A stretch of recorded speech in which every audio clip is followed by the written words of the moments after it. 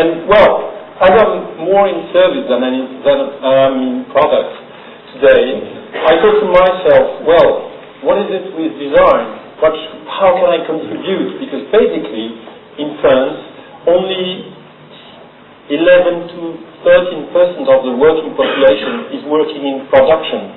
Most of the population, of the working population, is working in services.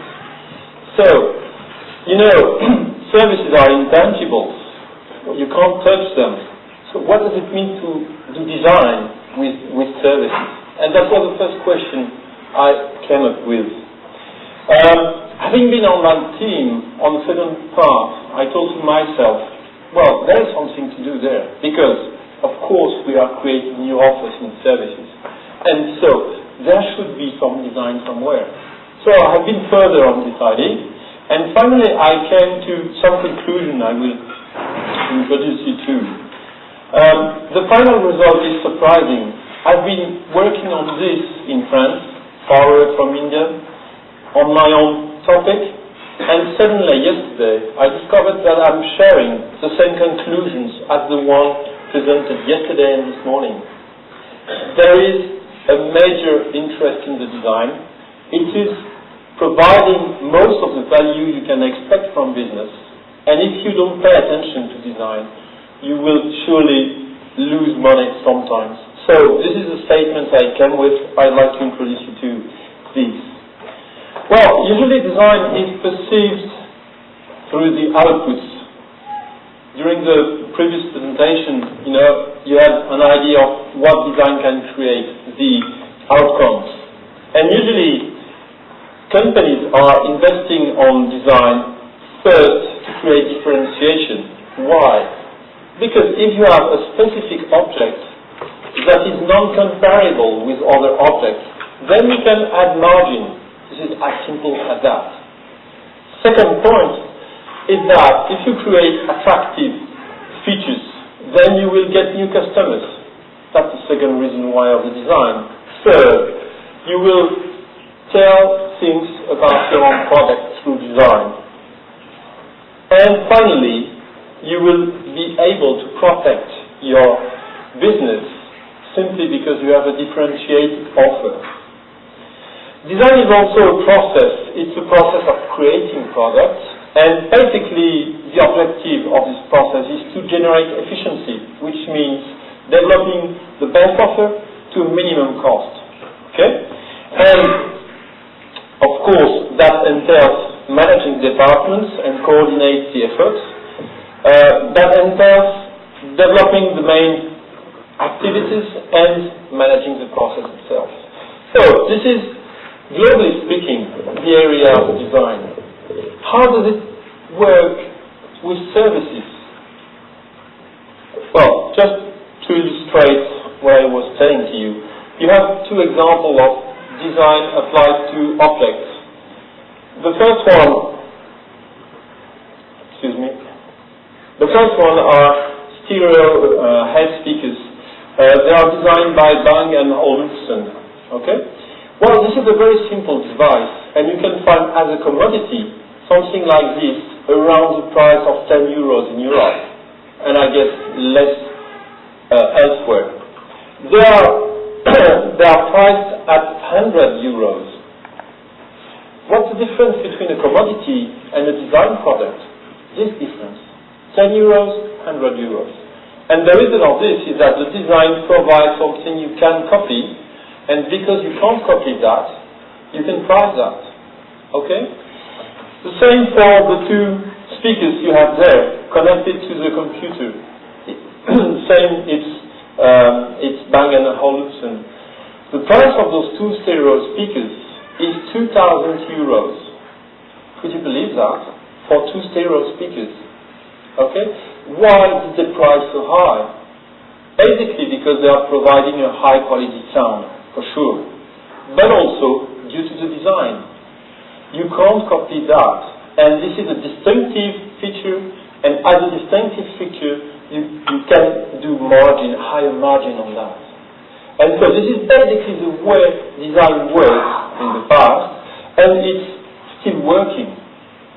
The point is that when you are selling services, where are the features? How can you protect that? And how can you do margin? And I think that it's possible, but we have to think differently. Then go back to business. I'd like to talk to you about the mobile phone market, because it's basically a product and a service market, so it's convenient to use that.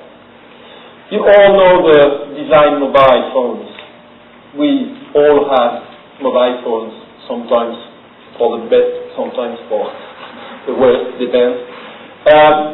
And you can consider this market as a commodity. You purchase a new mobile each 2 years, or each year, or it depends. And basically you will purchase the latest design model. What does it mean? It means that this part of the market works like Bang & Olufsen. Okay? The more design you have, the more fun you give to the consumer, the best margin you can expect. But as you can imagine, there is a strong pressure from the producer to accelerate the life cycle of the product, and then the margins are difficult to protect. Then, what do? You probably purchase the mobile for free with a specific rebate on communication price. So, suddenly what you purchase is not longer the object, but something which is an object plus a service. And if you purchase a basic service, well, the question is on the price. How much costs 1 minute conversation? And you will probably purchase the less expensive. This means that the pressure is another time on the value, and it will be difficult to be profitable on this. Now, check a mobile that enables to keep in memory your birthday party. Suddenly, well, what do you purchase? Is it a product? Not exactly. Is it a service? Not exactly. It's something that matters for you. And it's something that looks like a life experience. You keep something in memory. And so, if you start selling that and designing that, it means that suddenly the price is not a question. You are not under the pressure of price, because what matters for the consumer is not the price of this. It's priceless, this memory. Now, I have to come to one point. I have 2 beautiful daughters, the most beautiful daughters in the world, as you can guess. And, of course, they are equipped with a mobile phone. And it's very costly for me. So, I think after the first year, I went back to them and said, "Sweet daughters, I'd like to reduce the cost of the mobile bill.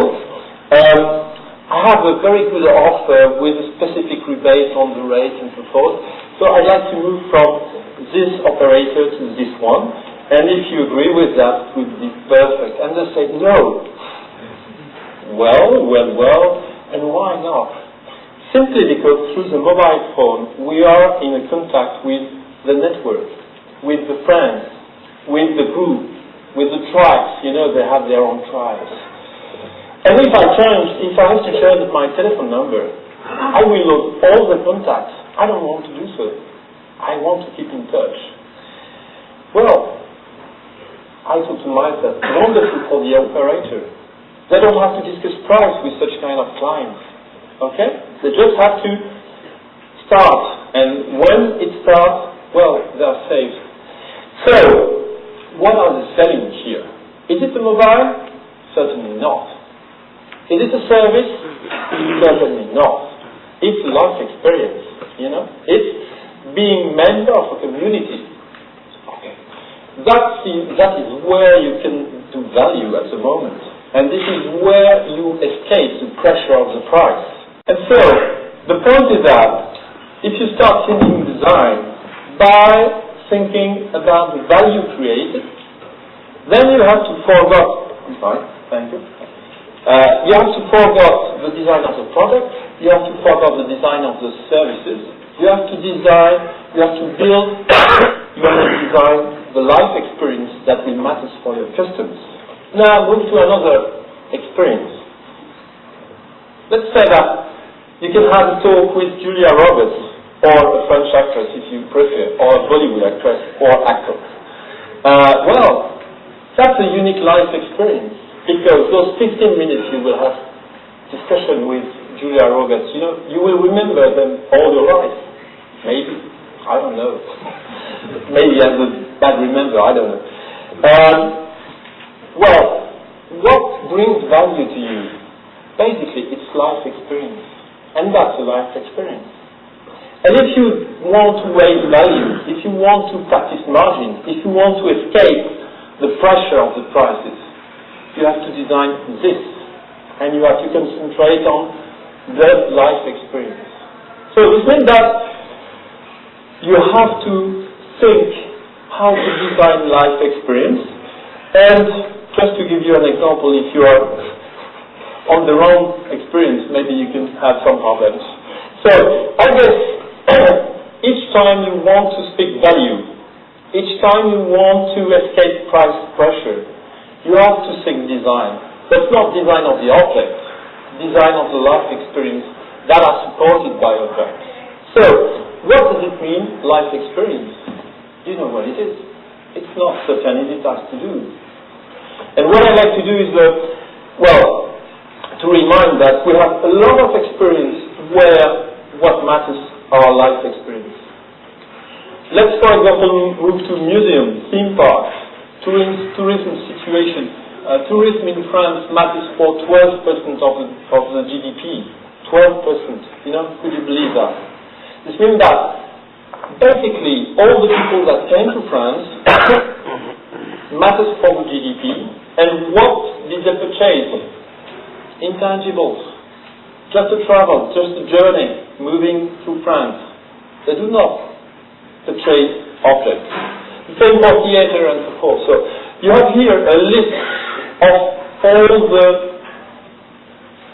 things you purchase that are life experience. And we have each time to design this. This is an illustration of what means life experience or the experience economy. During the 15th, I would say in the States, well, basically the economy was based on commodities economy. This means that if you want to celebrate a birthday party, what you purchase are commodities. Then we turn into the 1970s and we turn to the product economy. I've been product manager and I started my career as doing that, creating new offers, creating new products. But then, we started moving in another field and suddenly the birthday party is no longer to cook the birthday cake, but it's just to purchase it at the bakery. And so we turn into service economy. And what happens today? We outsource the birthday events. Okay? This is where we are today. And when I speak to you about the unique life experience you have to design if you want to do value, this is basically where we are. We are in an experience economy. So, my point is, what does it mean to design experience? What does it mean to design unique life experience? And this is where I'd like to develop a little bit. Whatever the case may be, I remember that when I started as a marketer, my main concern was to consider the product attributes and to check which product attributes would contribute to the overall satisfaction. Designing experience has nothing to do with that. And so, what I'd like to do is to define the unique life experience, to give you some examples, and, to provide some first insight about how can we do that. Okay, because basically, nothing has been really much produced on this, so I'd like to do some kind of suggestions. What does it mean to define unique life experience? Well, I think you all have preferences. You all know what it is, even though putting words on this is not such an easy task. You all have your own life. You have in mind mythology, theater, dreams, and so what does it mean? First, it's something you keep in memory for a long life. I still have in mind, I was 5 years old, I first tried the playground slide. It was a big one, a huge one, with something that looked dangerous. Could you believe it? I still remember that. Okay, climbing this, okay, and suddenly deciding to go there. This is a unique life experience. This is something you keep in memory. So, if you want to satisfy your clients, you have to invent something they will keep in memory. That's the first point. Second point, a life experience is something that transforms yourself or part of yourself. I'm sure that if you travel France, you will be different after that. As I am after having been traveling India. I experienced different things. Okay? Back to France, I have nothing more than before being in India. But I will be transformed by what happened. This is a life experience. Life experience is something which is holistic. How can I say what matters when I was in India? You know, there's a whole experience, and what transforms you is this holistic thing. And that's a bit difficult to manage. Another point is a life experience is something that creates tension that results from intensity. This is something you can't escape, you know. When you are using a product, you can remove the product and that's it. I'm no longer implied, I have no contact with this product and that's it. I can change easily. When you are in a street, I've tried to move to Alliance Française in Mumbai, and the taxi driver didn't know where it was. So, he left me just in the street, and good luck. No possibility to escape, okay? I had to find the place. And so, how do you do? This is a tension, this is an intensity, and this is where you have life experience. So, designing life experience means that you have to create this tension and this intensity. If possible, life experience are positive, linked to positive results. You have to perform well if you want to keep something in memory. And what matters, I think, in this is that you don't have only rational, you all have emotional feelings and something which matters for you. So, I think, this first insight about what is life experience, you can find this a bit large or a bit elusive. But at the same time, I guess this is precisely your leverages if you want to design this. This is your objectives. This is what you have to introduce into your proposition if you want to create something satisfactory. I summarized some of the things, but I have to move forward. One thing that matters also for life experience is that you have dimensions which are passive, active participation, which are absorption or immersion in context. So you can, define life experience on those different dimensions. And if you want to design this, then you have to do some choices on that. I gave some examples, but I'd like to move further. And specifically, there were observations of what happens in museums and so forth. And what matters is, for me, what do you have to do if you want to design experience? I think that first you will have to define the ingredients of the experience. What does it mean? I think you all have in mind the Disney world. What is the Disney world? Basically, it's a universe. It's a coherent system of fantasy. All the people know. And what does it mean to create an experience by visiting Disney World? It is basically to create this on the park. And so, this means that if you want to create, if you want to design a unique life experience, you have to define the universe. You have to define the theme, and I think that to do that, you'd probably be interested in attracting people from theater, people from movie industry, people from the living arts, because basically this is what they are doing all the time, creating coherent universe that matters.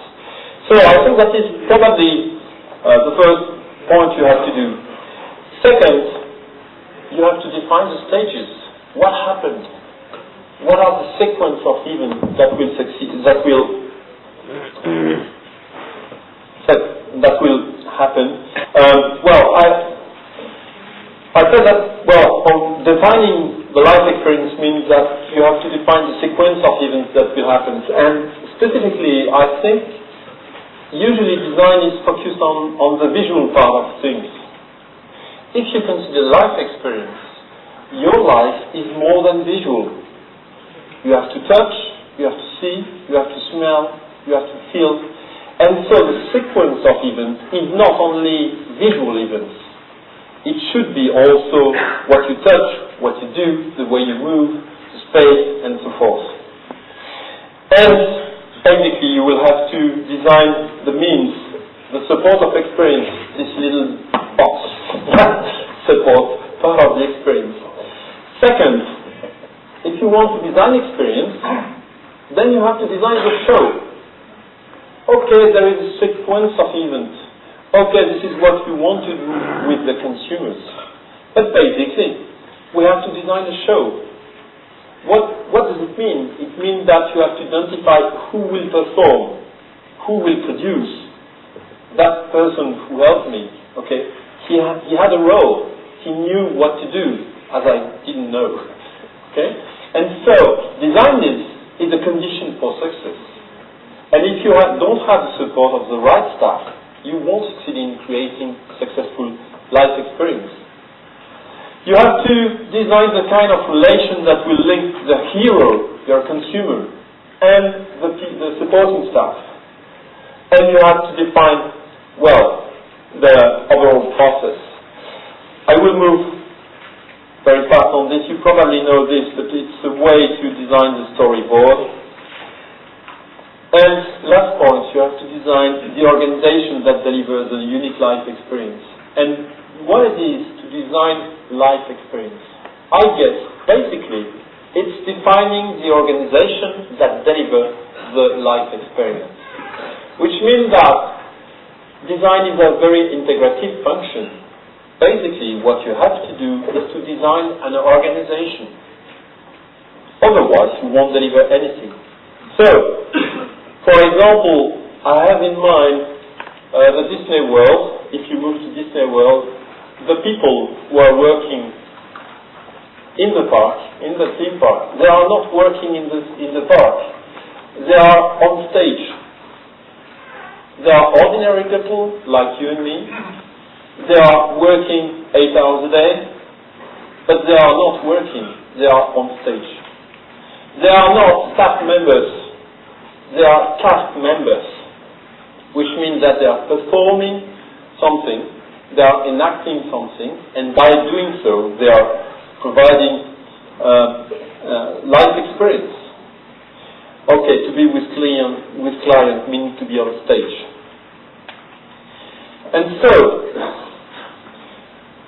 if you consider design as the concept of creating life experience, then you will be able to deliver value, and you will be able to resist to price pressure. That's the first point.